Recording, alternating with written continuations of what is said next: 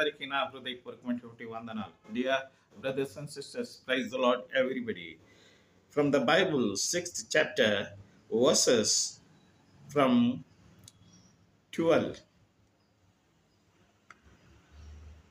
మరియు మీ అవయములను దుర్నీతి సాధనములుగా పాపమునకు అప్పగింపకుడి అని వ్రాయబడి ఉంది. In English, do not present your members to sin as a instruments for unrighteousness, but present yourselves to God those who have been brought from death to life అని వ్రాయబడి ఉంది. నా ప్రియమైనటువంటి సహోదరులారా, మన అవయవాలన్నీ పరిశుద్ధంగా మార్చుకోవాలి. మనం పాపపు అవయవాలు, పాపపు యొక్క పుట్టుకతో మనం పుట్టినటువంటి వారం గనక మనం పాత అలవాట్లు మార్చుకొని మన అవయవాలన్నీ పరిశుద్ధంగా దేవునికి సమర్పణ చేయడం గాక. ఆమేన్.